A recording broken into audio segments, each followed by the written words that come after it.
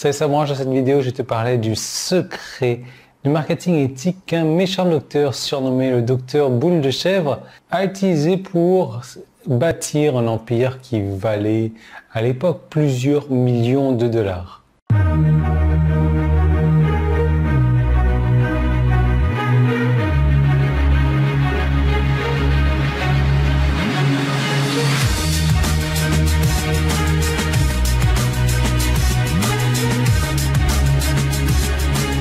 Allez, je te fais visiter, je suis de retour à la maison temporairement. Déjà, dans le fauteuil, là, tu peux le voir, c'est Jenny. Pourquoi est-ce qu'elle se repose? Parce que elle était à la cuisine. Et regarde-moi comme ça sent bon, enfin ça sent bon pour moi en tout cas. Beaucoup de légumes, beaucoup de verdure, des choux de Bruxelles, quinoa, lentilles. Ça, je sais plus comment ça s'appelle, pois chiches. Donc, cuisine sympa. Je te fais la visite, donc salon, salle à manger, couloir. Ouais.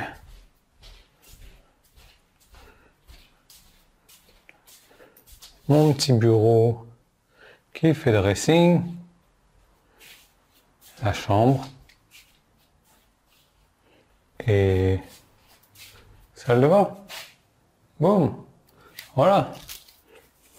Que demander de plus? Rien de plus. On est bien confortable dans ce petit 80 mètres carrés là. Petit 80 mètres carrés. Quand je pense qu'à Paris, les mecs, ils se vantent quand ils ont 11 mètres carrés et demi. Et ils veulent pas changer de vie. Après ils te disent, ouais, t'as de la chance, etc. Ouais, d'accord. Ok. Et toi, qu'est-ce que tu fais pour provoquer la chance? Qu'est-ce que tu changes? Qu'est-ce que tu mets en place?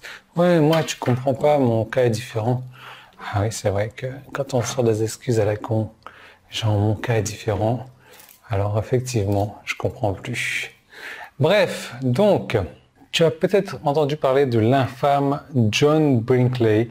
Donc, il était connu comme le médecin des boules de chèvre, tristement célèbre pour avoir créé un empire de plusieurs millions de dollars basé sur la transplantation de testicules de chèvre chez les hommes pour soigner l'impuissance et toutes sortes d'autres maladies masculines. Il exploitait également des cliniques et des hôpitaux dans plusieurs des États des États-Unis. Et alors qu'il était méprisé et ses méthodes discréditées maintes et maintes fois par la communauté médicale, il s'en est sorti et a créé la fortune proverbiale pendant près de 2 décennies avant qu'il ne soit privé de son permis d'exercer. Il est finalement décédé pauvre, par faute professionnelle, de mort injustifiée et de poursuite par fraude.